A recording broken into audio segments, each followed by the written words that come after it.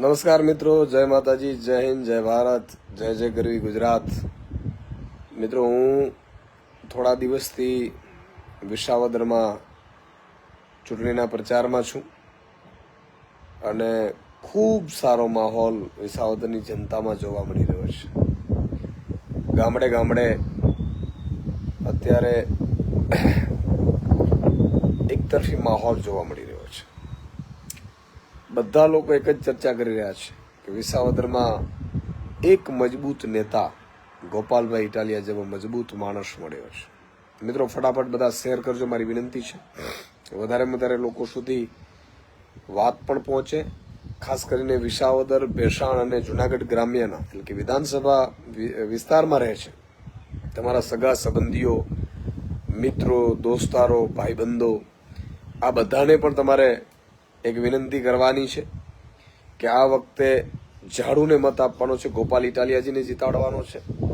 સગા સંબંધીઓ હોય, વિધાનસભામાં હોય, તમારા જાણીતા હોય, કોઈને મંડળીમાં કૌભાંડ થયું હોય, ખેડૂતોને પરેશાન થયા, એપીએમસીમાં લાઈનોમાં ઊભું રહેવું પડ્યું હોય, તમે જુઓ પાક વીમો યોજના બંધ કરી દીધી હોય, આ બધામાં ખેડૂતોનું દેવું માફ નથી થયું, આ બધામાં જેટલા લોકોને પીડા થઈ છે, પોલીસથી ડરાવવાની કોશિશ થઈ હોય, ગામડાઓનો વિકાસ ન થયો હોય, રોડ રસ્તા કામ ન કરવામાં આવ્યા હોય, આ બધી પીડાનો તમારે જે હિસાબ કરવાનો સમય છે એ 19 જૂને છે. જય દ્વારકાધીશ, ભોજુભાઈ, આ બધા મિત્રો કોમેન્ટો પણ કરે છે. મુડુભાઈ, દિલીપભાઈ, સાગરભાઈ, આપ સૌને પણ મારી વિનંતી છે જ્યાં જ્યાં સગા સંબંધીઓ અને બધા લોકો 5-5, 10-10 શેર કરો, જેથી કરીને વધારેમાં વધારે લોકો આપણી સાથે જોડાઈ શકે, લોકો જોઈ શકે. આજે 2-3 વસ્તુઓ અગત્યની પણ મિત્રો મારે આપની સાથે વાત શેર કરવી છે. ભોજુભાઈ ભુવા કહે છે કે ગોપાલભાઈ 1 લાખ મતે જીતે છે. બિલકુલ મિત્રો, આજે આ માત્ર ગોપાલભાઈ ઇટાલિયા કે આમ આદમી પાર્ટી નથી લીધી, આ વિસાવદરની જનતાના સન્માનની ચૂંટણી છે. આજે લોકો વિસાવદરને ભારત અને ગુજરાતમાં કેમ યાદ કરવામાં આવે છે? એ એટલા માટે યાદ કરવામાં આવે છે કે વિસાવદરની જનતાએ ક્યારેય સત્તાની ચાપલુસી નથી કરી. વિસાવદરના જેટલા પણ આગેવાનો છે એ લોકો પણ જો ચાપલુસી કરવા જાય, જનતા એને પણ પાઠ ભણાવે છે. વિસાવદરમાં બધા લોકો જે આગેવાનો છે, ખેડૂતો છે, કિસાન સંઘ છે, સમાજ સેવકો છે, બધા લોકોનું એક જ લક્ષ્ય હોય છે કે વિસાવદરનો વિકાસ થવો જોઈએ, વિસાવદરની જનતા ખમીરવંતી છે એ રહેવી જોઈએ અને એના છાપથી આખા દેશમાં એની ચર્ચા થાય છે. એટલે મિત્રો, એ તમારા સન્માનની ચૂંટણી છે. ખમીરવંતી વિસાવદરને ભાજપે કેવું કર્યું, 2012 પછી ભાજપ ક્યારે ચૂંટાયું જ નથી, 2007માં ચૂંટાયું હતું. હવે તમે જુઓ કે 2012માં ન ચૂંટાયું ભાજપ, 2017માં ન ચૂંટાયું, 2022માં ન ચૂંટાયું, એટલે જે ચૂંટાયા એમને ભાજપ લઈ લે. એટલે મારે આપ સૌને વિનંતી કરવી છે. અને એટલા માટે વિસાવદરમાં આમ આદમી પાર્ટીએ ગોપાલભાઈ ઇટાલિયા જેવો મજબૂત લીડર કેમ ઉતાર્યો કે બધાને એક વિશ્વાસ બેસે કે ભાઈ ગોપાલભાઈ ઇટાલિયાને ખરીદી શકે એટલી ભાજપમાં ત્રેવડ નથી. એટલે ગોપાલભાઈ જીતે છે. વિપુલભાઈ, દિનેશભાઈ, પ્રવીણભાઈ, પ્રિન્સ વાલા, મારો મત તો આમ આદમી પાર્ટીને જ. વાહ ભાઈ વાહ. જય દ્વારકાધીશ, સતવાણી, કેશુરભાઈ, ગોપાલભાઈ જીતે છે. 87 વિધાનસભા તમામ મતદારો ગોપાલભાઈ ઇટાલિયાની સાથે છે. વિપુલભાઈ, વારે વાહ. બિલકુલ. તો મિત્રો, વધારે શેર કરો અને હું 2-4 મુદ્દાઓની આપની સાથે વાત કરવાનો છું. એટલા માટે થોડા આપ સૌ બધા જોડાઈ જાઓ, બધાને શેર કરીને જોડો. મેહુલભાઈ કે છે સાહેબ આખી ગેંગ ગોતે ચડી છે ભાજપની. બિલકુલ રામભાઈ ગોજિયા, જય માતાજી. ઈવીએમમાં તો આપણે કંઈ નહીં થવા દે, પણ મારું એક છે મુદ્દો મિત્રો કે ગોપાલભાઈ ઇટાલિયા વિધાનસભામાં પહોંચે તો 54 લાખ ખેડૂતોનો અવાજ બને. ગોપાલભાઈ ઇટાલિયા વિધાનસભામાં પહોંચે તો ગોપાલભાઈ મજૂરો, શ્રમિકો, માલધારીઓનો અવાજ બને. આ એકલા ગોપાલભાઈ નથી લડી રહ્યા. ગોપાલભાઈની સામે તમે વિચાર કરો, એક બાજુ ભાજપની આખી ગેંગ છે, મુખ્યમંત્રીથી લઈને મંત્રીઓથી લઈને કેન્દ્રીય મંત્રીથી લઈને કરોડો રૂપિયાની વહીવટથી લઈને ફોજ ઉતારી છે આખી. ગામડે ગામડે ધારાસભ્યોને, મંત્રીઓને, વોર્ડને ગામડા સોંપી દીધા છે. બીજી બાજુ એક મજબૂત નેતા મિત્રો જે સામાન્ય પરિવારમાંથી આવે છે, સામાન્ય ખેડૂત પરિવારનો દીકરો છે. આજે સુરતમાં ગોપાલભાઈ ભાડાના મકાનમાં રહે છે, એની પાસે કોઈ સંપત્તિ નથી. અમે બે તો ઘણા વર્ષોથી અત્યારે અમે ભેગા સંઘર્ષ કરી રહ્યા છીએ. સંઘર્ષની સાથે તમારી સાથે ઉભો હશે. ગોપાલ ઇટાલિયા ક્યારેય પાછો નહીં પડે. તેની પાસે આજે 21 કેસ ચાલે છે, એ પ્રજાના હિત માટેના કેસ છે. કોઈ બૂચમારાના કે બેંક ઉથલાવી નાખવાની કે બેંક લૂંટી લેવાની કે ગોટે ચડાવી દેવાના નથી. ગોપાલભાઈના ઉપર કેસ છે, એ પ્રજાની સામે લડત ચલાવવાના કેસ છે, પ્રજાના માટે લડત ચલાવવાના કેસ છે. એટલે ભીખુભાઈ ચિંતા ન કરો ઈવીએમની. અત્યારે આપણે એક જ લક્ષ્ય રાખો કે ઝાડુનું બટન, 1 નંબરનું બટન ગોપાલભાઈનું, એને આપણે મજબૂત કરવાના છે. વધારે વધારે મિત્રો શેર કરજો. તો ગોપાલભાઈ ઇટાલિયા કેમ આપણે ચૂંટવા જોઈએ, અથવા તો ગોપાલભાઈ માટે જો તમે ભાજપે કેવી ગેંગ ઉતારી છે, બધા ગામડે ગામડે એના જ્ઞાતિના આગેવાનોને મોકલા, જાતિના આગેવાનોને મોકલા, કેટલાક બિચારા ધર્મના આગેવાનો પણ ક્યાંક કોઈક જમીનો કે આ તે હોય તો એમાંય ફસાયેલા હોય. બધા સારા છે, નથી એવું નથી, પણ ભાજપ એટલું દબાણ લાવે છે કે જો તમે નહીં કહો, તમારી જ્ઞાતિના મત નહીં નખાવો, તમારા ગામમાંથી મત નહીં નખાવો, તમે આમ કરી નાખીશું, તેમ કરી નાખીશું, એટલે પેલો બિચારો ફસાઈ જાય. પેલાને બિચારાને જીવવું હરામ કરી નાખે. ઘણી જગ્યાએ હું જાઉં છું તો એમ કે કિશુદાનભાઈ અમે અંદરખાને તમને મળીએ છીએ, અંદરખાને મળીશું, પણ ભાજપ વાળા જોઈ જશો તો ડરવાની જરૂર નથી મિત્રો. કોઈ ભાજપ વાળા તમને આંગળી નહીં અડાવી શકે. અમે બેઠા છીએ. આ ભાજપ વાળા પાસે રૂપિયા છે, ભાજપ વાળા પાસે જીગર નથી, ભાજપ વાળા પાસે સત્ય નથી, ભાજપ વાળા સામે લડવાની કોઈની એ તાકાત થાય ને તો ભાજપ વાળા ડરમાં બેસી જાય એમ છે, ગોખલમાં વયા જાય એમ છે.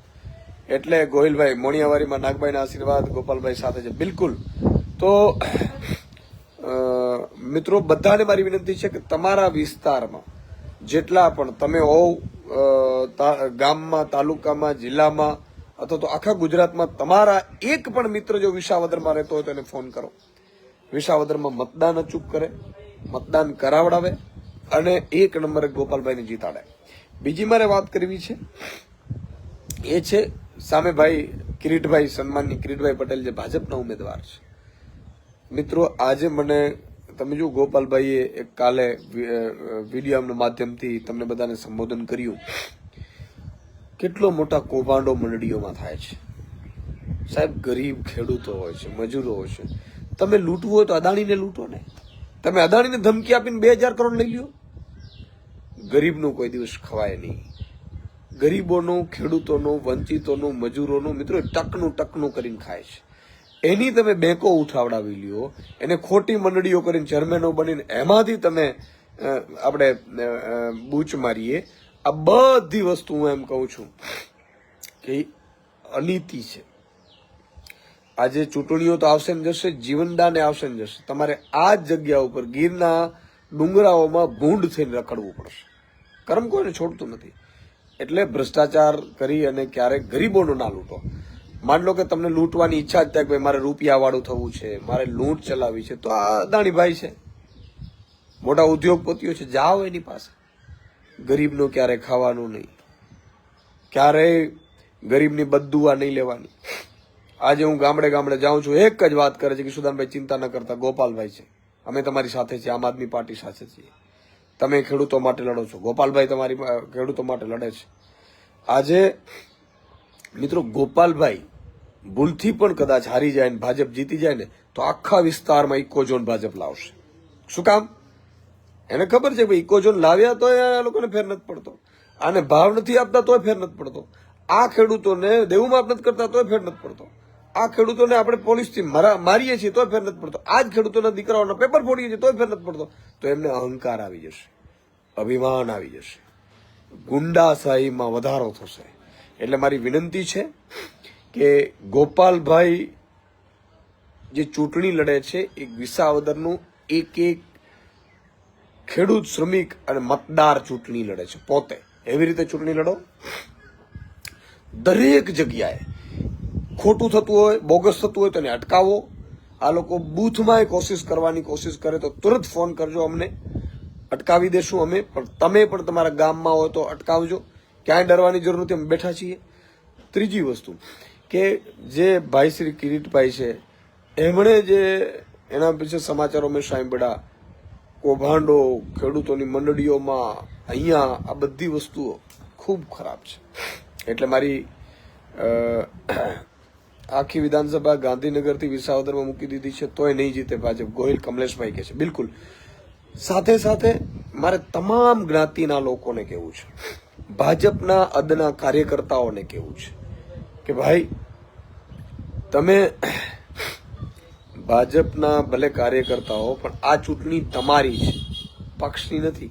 આ ચૂંટણી ખેડૂતની છે, આ ચૂંટણી મજૂરની છે, આ ચૂંટણી શ્રમિકની છે, આ ચૂંટણી ભાજપના અહંકારને તોડવાની છે.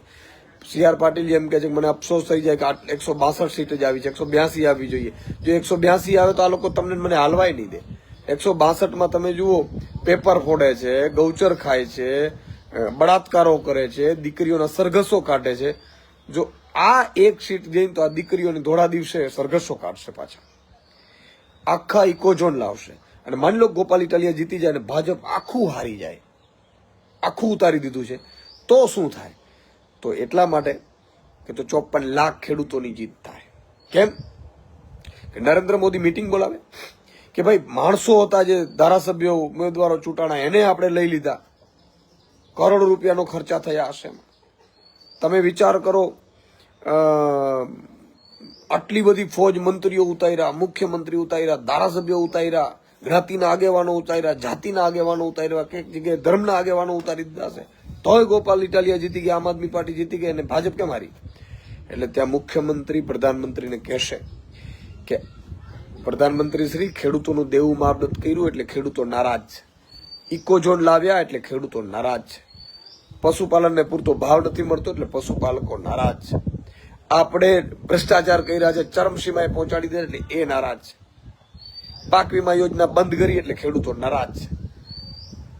આ બધી વાતથી મિત્રો ગોપાલ ઇટાલિયા જીતશે એટલે નરેન્દ્ર મોદીએ ફરજિયાતપણે ખેડૂતોનું દેવું માફ કરવું પડશે. 54 લાખ ખેડૂતોને ફાયદો થશે. 54 લાખ ખેડૂતો ગુજરાતના મીટ માનીને વિસાવદરમાં બેઠા છે. 1,20,00,000 શ્રમિકો, મજૂરો છે, માલધારીઓ છે, એમની નજર અહીંયા છે, એમની જીત થશે. શું કામ?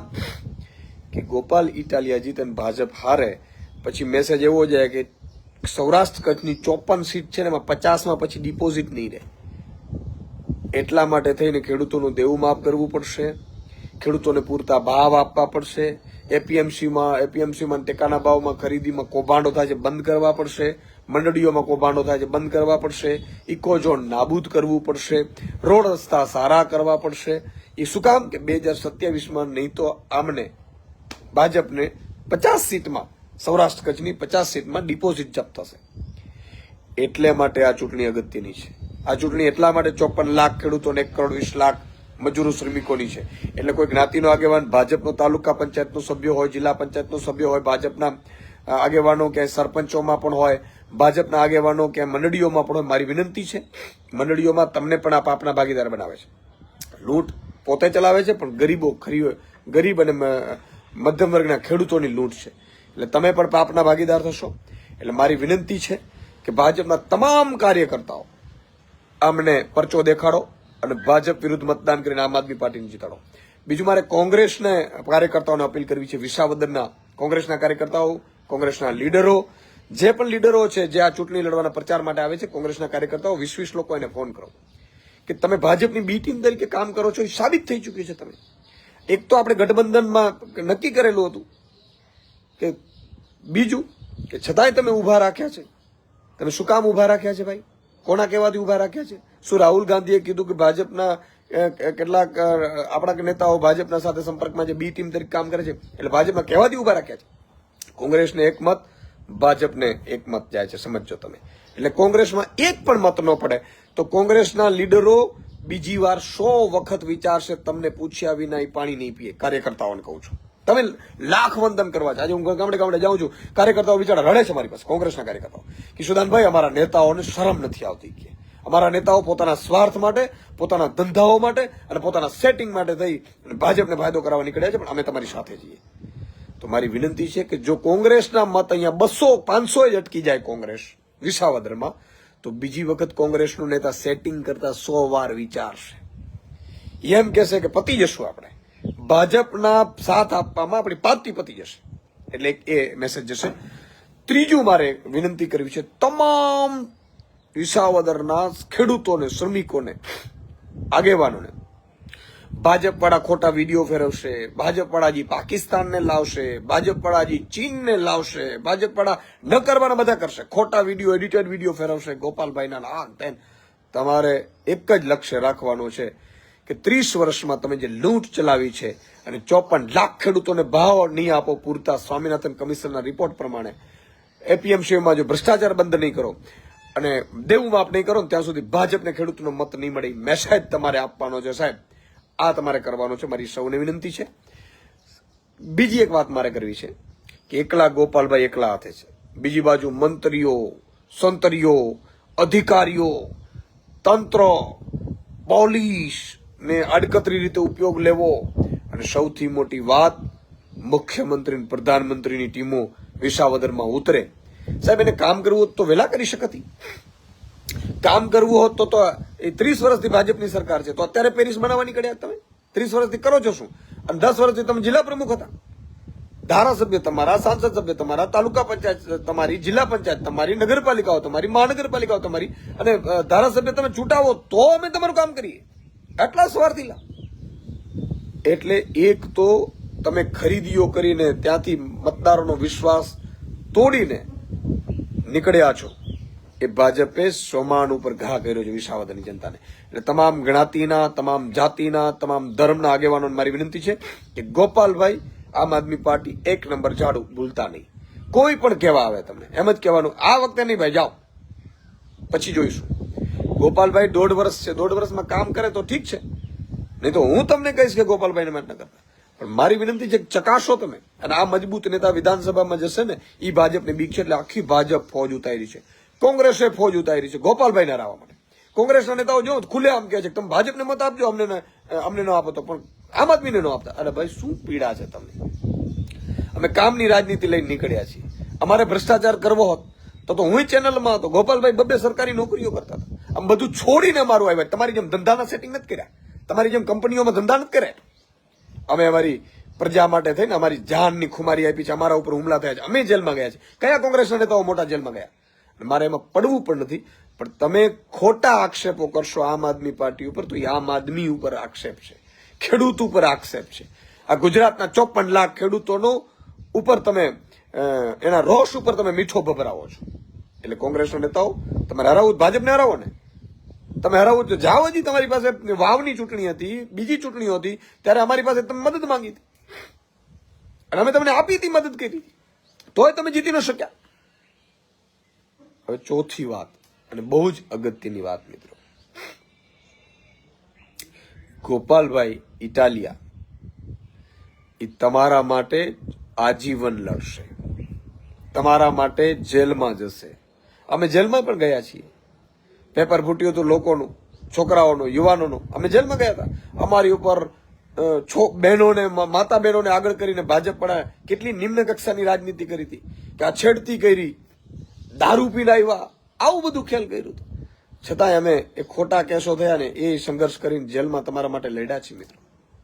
ક્યારે પાછા નથી પડ્યા. મારી વિનંતી છે કે એક પણ મત તમારો વેડફાય નહીં. બધા લોકો મતદાન કરજો. આ વખતે વિસાવદરની જનતા 70% મતદાન થાય. એટલે આ થાય. બીજું, બોગસ ન થાય. કેશુબાપાને મિત્રો, કેશુબાપા વિસાવદરની જનતા માટે એક હીરો સમાન હતા.